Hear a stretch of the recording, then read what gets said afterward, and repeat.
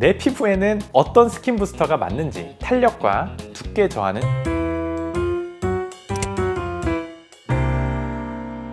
안녕하세요.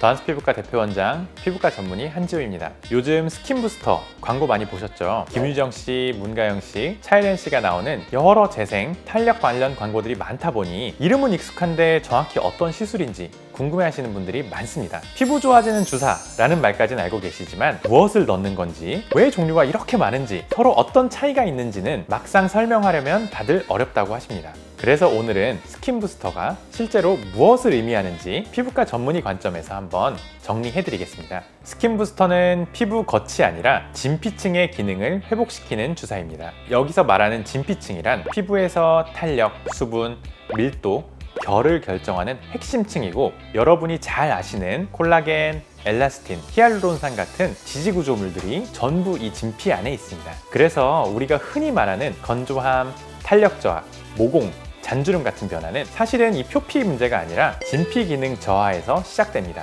그럼 진피 기능은 왜 떨어질까요? 이유가 여러 가지입니다. 나이가 들면서 콜라겐 양이 줄고, 자외선이나 생활 자극으로 진피 구조가 무너지고, 염증, 스트레스 같은 요인들이 반복되면서 진피의 회복 속도가 서서히 느려집니다. 말만 들으면 조금 추상적으로 느껴질 수 있죠. 딱 직관적인 비유로 한번 설명해보면, 침대로 비유했을 때 겉 시트를 새 걸로 자주 간다고 해서 그게 새 침대가 되진 않잖아요. 스프링이 약해져 있으면 시트를 아무리 깨끗하게 갈아도 침대가 제 기능을 하지 못합니다. 피부도 똑같아요. 겉 관리만으로는 한계가 있고, 속에서 받쳐주는 진피가 탄탄해야 표면이 안정적으로 유지가 됩니다. 그래서 스킨 부스터는 이 진피층 안에 필요한 재생 재료를 넣어서 피부가 스스로 회복할 수 있도록 기능 자체를 끌어올리는 치료라고 보시면 됩니다. 그럼 그 안에 넣어주는 재생 재료는 어떤 걸 말하는 걸까요? 첫 번째는 핵심 기반 성분인 PN과 PDRN 같은 원료입니다. 용어가 좀 어렵죠? 하나씩 풀어서 설명을 해드리면요, 세포는 스스로 판단해서 움직이지 않습니다. 어떤 단백질을 만들어라, 복구를 시작해라, 무엇을 해야 하는지 알려주는 정보가 있어야 행동해요. 그 정보를 담고 있는 것이 바로 핵산입니다. 핵산은 우리 몸 세포 안에 들어있는 DNA와 RNA 전체를 부르는 말이고, 세포가 언제 만들어지고 언제 나누어지고 손상되면 어떻게 복구를 시작해야 하는지 작동 지시를 담고 있는 설명서 같은 물질이에요. 다음으로 PN, PDRN은 피부가 손상됐을 때 회복하라고 신호를 보내는 역할을 하는 DNA 성분입니다. 이 성분의 시작은 인간 태반에서 먼저 나왔습니다. 초기 연구에서 태반 안에 있는 핵산 조각들이 상처 회복과 조직 재생에 도움이 된다는 것이 밝혀졌으나, 사람 태반을 안정적이고 윤리적으로 확보하는 데는 한계가 있었죠. 그래서 연구자들이 비슷한 재생 특성을 가지면서도 안전하게 대량 생산할 수 있는 원료를 찾다가 연어에서 얻은 유전 물질을 사용하게 된 겁니다. 연어는 피부 회복 과정에 관여하는 정보가 사람과 매우 유사해서 여러분들이 많이 들어보셨던 그 연어 주사가 바로 PN 성분을 말하는 겁니다. 그럼 PN과 PDRN은 어떻게 다르냐면요, 먼저 PDRN은 상대적으로 잘게 쪼개진 형태의 핵산 성분이라 손상된 부위 주변의 염증을 가라앉히고 혈류와 대사를 정리해주면서 세포가 이제 회복을 시작하자 하는 환경을 만들어주는 역할에 가깝습니다. 그래서 피부가 예민해져 있다든지 레이저나 시술 후에 빨리 안정시키고 싶을 때, 전반적인 컨디션을 끌어올리고 싶을 때 많이 사용하는 계열입니다. 반대로 PN은 PDRN보다 길이가 더 긴 핵산입니다. 조금 더 구조적인 쪽에 개입해서 섬유화세포, 즉 탄력 구조를 담당하는 세포를 더 적극적으로 움직이게 해서 단순히 피부 컨디션을 회복시키는 수준을 넘어서 진피 두께, 탄력, 잔주름처럼 구조적인 부분까지 함께 개선하는 데 도움이 됩니다. 정리하면 PDRN은 피부가 회복을 시작할 수 있는 환경을 정리하는 성분이고, PN은 진피 구조를 직접 다시 세우는 성분이라고 생각하시면 됩니다.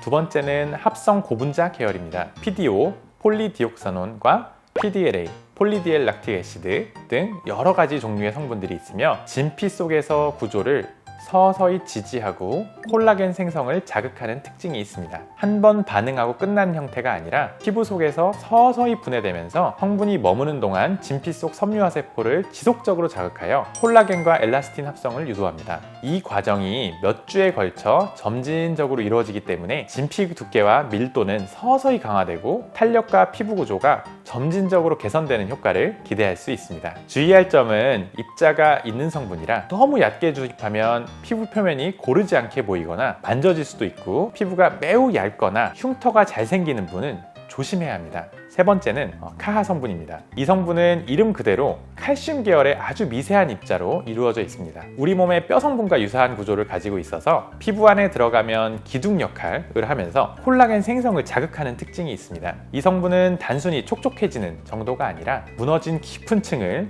다시 받쳐주는 역할에 가까워서 탄력, 주름, 피부결을 개선하고 자연스러운 리프팅 효과까지 기대할 수 있습니다.